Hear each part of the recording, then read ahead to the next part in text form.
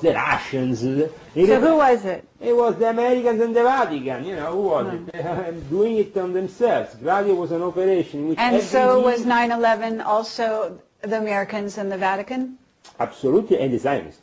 And the Zionists, Mossad. The Mossad course. was very important in this. In fact, Sure. and also the. So is the idea to create a basically... They reflect a prophecy, because in the Zohar, at a specific point of the Zohar, is written that in the city of the big tower, in the specific date, the 21st date, I think, of Elul of the Jewish calendar, that was the 11th of September, boom, there will be this disaster, the tower will fall down. It's written in the Zohar. Zohar, for the Kabbalists, is the most holy text for the Jewish Kabbalists. So, they read, knock their heads on the wall, and reflect what is there. Now, as we have the Mossad, the Zionist element, the Jewish occult element, which is very important because the Kabbalah is born out of them, but born originally where? From Egypt.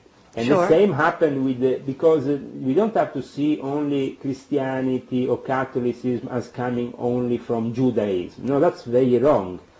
We have to see Christianity as coming from a mix of pagan religions that the Emperor Constantine put together, including the cult of Isis, of Osiris, of Mithras, of all these...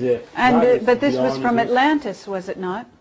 All originally from Atlantis, but Atlantis and many other Atlantis civilizations before that, because the thing is that we have only knowledge about maybe one ancient civilization before ourselves, but there is many others that have been eliminated and we know nothing about it. Mm-hmm. Leah, I want to ask you, do the Masons or the Illuminati have ancient texts coming directly from Atlantis? Do they have information about this? Now this is the legend that really managed to throw they managed to throw the Hitler church with this kind of thing. So it's quite interesting. You know, the Book of Thoth or some kind of tablets, ancient tablets that come from Atlantis, were supposed to be hidden in the pyramids, hidden there, hidden. There is definitely stuff that comes from ancient times. And there is specific groups within the Illuminati, like for example the Gruppo di Thebes, group of Thebes, which is a specific group within the Illuminati which takes care only of the ancient artifacts. And these must be in the they're in the Vatican Library, are they not? In the Vatican Library, and we have a lot of ancient artifacts, ancient books, very rare text that could revolutionize the thought of mankind. But as I said, because we will have to go to the next stage of existence. In one way or another, the Vatican wants to adapt. So how they adapt? They adapt with Corrado Balducci and the whole alien revolution coming into the Vatican, Segretum Omega and a couple of UFOs, and everybody's happy. Because the next step of brainwashing is to have you believe that Jesus is some kind of Prince of Sirius that comes on this planet as a high priest and is himself an alien being or some kind of alien high priest. From Sirius. Sirius is very important. We don't have to joke with Sirius. We don't, because Sirius is Sirius in every way, and it says, the word says it.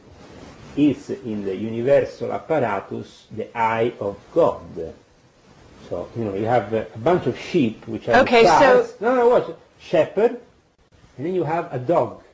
Now the dog star is Sirius, is the dog of this, you know, you have a lot of stars running around, but they're sheep.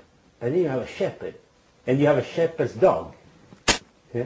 So this is how it works in the universe. Now we should go back to reacquire in modern times the concept of analogy, of not logic, but analogy. Why? Because logic is actually created by mankind.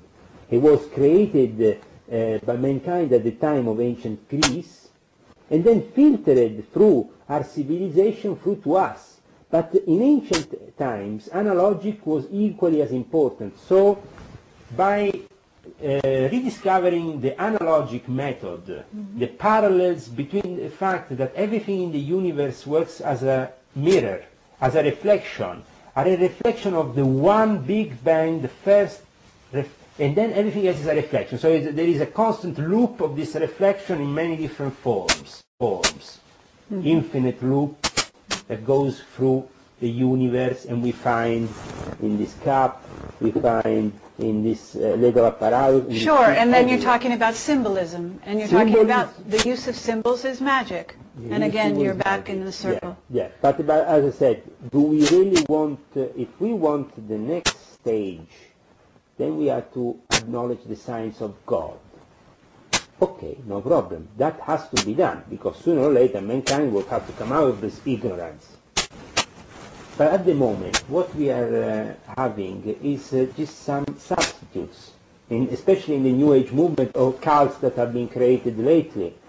Okay, but what about science, and what about the idea that there might be planet X or some other planet out there? Is this completely a figment of people's imagination based on something that the Illuminati wants to put out there for their purposes of revelation and Armageddon? From my experience of the whole Zacharias teaching, like I mentioned before, from my experience and from what Barbaro and then the Secretum Omega and all this information coming out of the alternative media, it's clear that they want to control the alternative media.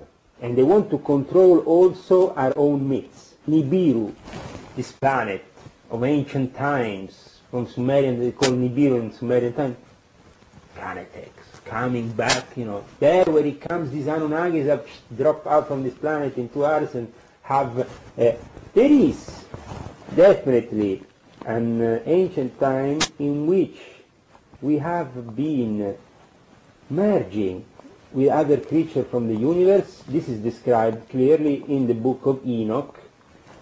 But who were these creatures? These creatures were the rebels that were escaping, the rebel angels that were escaping from God, in a way. What we have here in this present situation is that we think they are in reality interbreeds between mankind and aliens. And this is the biggest disinfo that we can get. Okay, if you believe that's disinfo, then let's talk about underground bases. Why do we have underground bases, since you say that in your experience they do exist? In my experience they do exist, and they do exist also people that are particularly inclined in working those underground bases, because you can experiment bacteriological, nuclear, and all kinds of devices that are not possible to be experimented overground. And also to experiment the most evil of the evil, because mankind nowadays is playing God, playing with genes, playing with mixing a cow with a dog, with a human, with a lion, with a... Okay, but what about...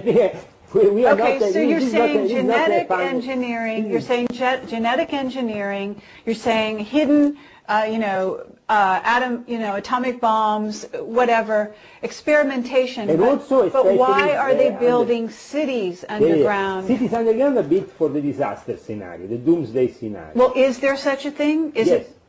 What is that? Is this a real scenario, or is this fake? From my experience in the Illuminati, yes, the moment in which 2012 was mentioned was either because 2012 was 21st of December, the peculiar date in which a ritual had to start, a Pythagorean ritual, because Freemasons traced their ancestry to Pythagoras as their first... Pythagoras, yes. For them, the fact that this 25920 is the number of God, and it coincides with the changing of an era, has to be celebrated with a ritual that reflects above below. So on the 21st of December, you're going to all see them there with their aprons, the thing. It's a holy day, it's the winter equinox. But do we see no cataclysm? The whole pyramid will be together. For the first time, every single cult will be celebrating one way or another this specific day. Because we are moving the whole of our consciousness into a different part of the universe here. So this is a positive vision of the future, isn't it? I have definitely a positive vision of the future, but I also have another some questions regarding how the so-called Illuminati at the top really are taking things. Because when it was about 2012, they were really driven by uncertainty, and their tendency